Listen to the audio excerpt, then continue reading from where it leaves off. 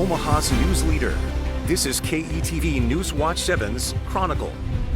Hard to believe it, but school has started for many across the metro, and soon high schoolers across the state will be taking the court, hitting the trails, or of course playing on the field under Friday night lights. Good morning and thanks for joining us. I'm Bill Shammer. Yes, fall sports are right around the corner again. Today's Chronicle is dedicated to getting you ready to know what you can expect. We're going to sit down with the NSAA. What challenges may face athletes when it comes to mental health with a sports psychologist? And what can you do to prepare physically with a sports medicine specialist? As athletes prepare to get ready for this year's competitions, fans and supporters alike should be aware there are a few changes this year in the NSAA. Football is arguably king here in Nebraska, but changes are being made. Class A's scheduling is changing, as is the way the postseason works.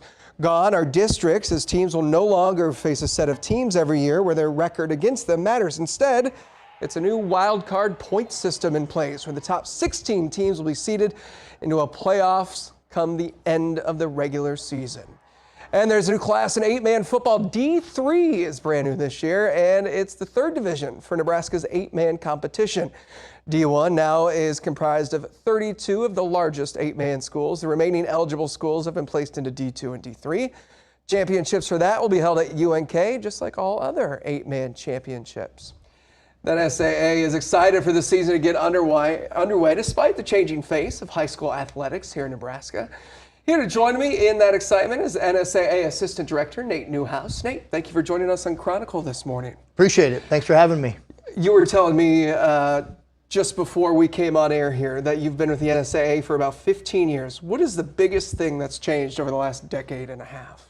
It's been real interesting. I think we've seen a real change in the landscape of the classifications and what we use to classify schools.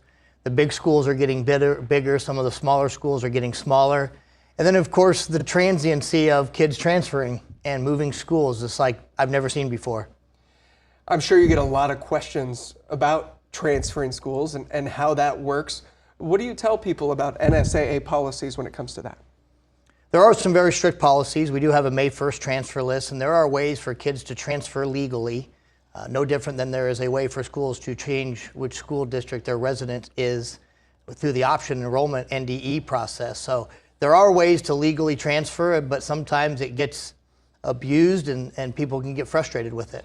Do you have an investigation arm that looks into stuff if people have questions? Absolutely. If there are issues that need to be addressed or if somebody feels that something is being done nefariously, we will look into it and take care of that situation.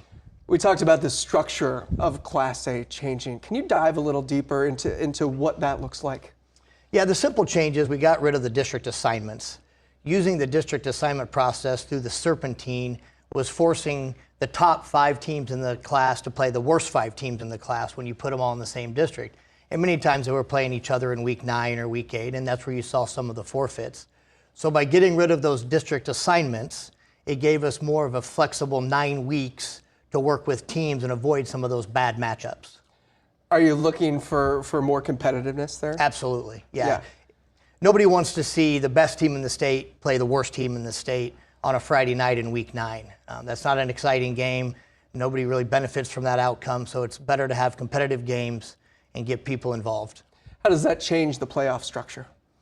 You used to take the district winner would be an automatic qualifier into the state. Now it is a true wild card system, so the top 16 wild card points will be seeded into the playoff bracket. Okay.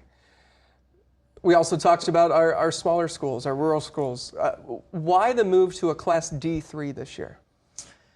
That was a really good process by the D people, the Class D 8-man football coaches and schools. Class D1 and D2 were growing so much that there was over 50 schools in each class. And so it's more manageable when there's about 30 to 35 schools in each class. So instead of 50 to 55 schools in D1 and D2 with 32 going to the playoffs, now we have D1, D2, D3 with about 30 to 35 schools in each class and only 16 going to the playoffs. So I think it was a very good move by the state and the membership working through that process. Sounds like a lot of this, whether it's Class D or Class A, it's about competitive balance, right? Absolutely. Yep. Yeah. We actually have a competitive equity committee that really looks into all this. I know part of your expertise lies in officials and officiating. We hear all the time about a shortage. Are you finding that that's the case? Yeah, you could always use more. Now, I sit on some national committees, and we're one of about a dozen states that since COVID have actually shown an increase of officials. We're up about 550 officials total. Wow. So we're doing some good things. I think our membership does a really nice job of respecting and appreciating officials, our coaches, our administrators. Out of our office, we have initiatives where we're trying to generate retention more than recruiting. The recruiting will take care of itself, but it's our job to retain those officials, educate them, and retain them so that 4 to 5 to 6, 7 years down the road, we have them not just in year 1 and year 2. What do you think it is that we're doing here in Nebraska that sets us apart when it comes to that retention?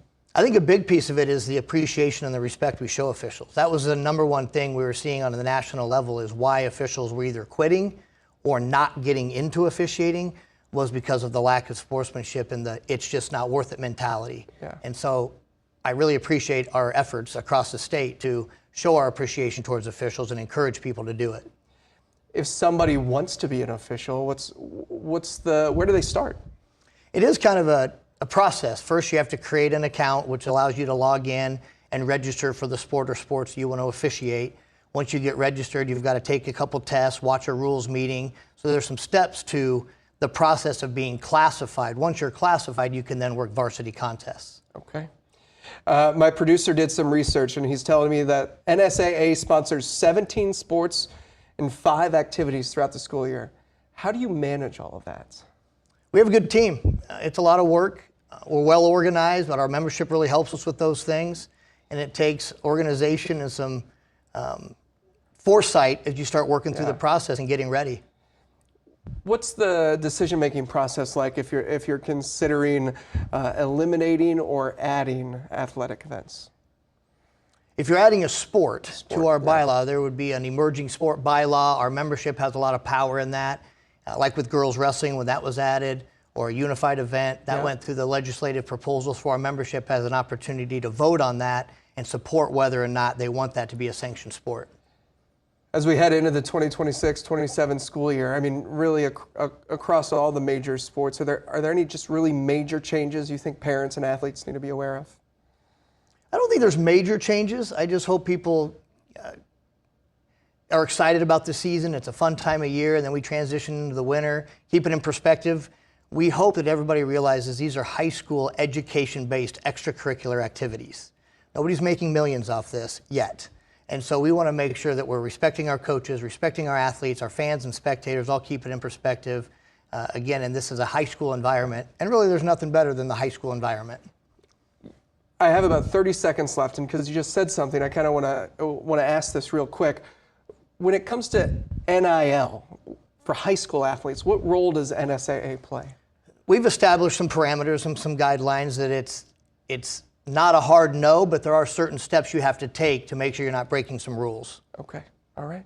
Nate Newhouse, thanks for joining us today. Appreciate it, thank you. Still ahead on KETV News Watch 7's Chronicle, for some athletes, the adjustment to high school level of play and expectations can cause psychological challenges.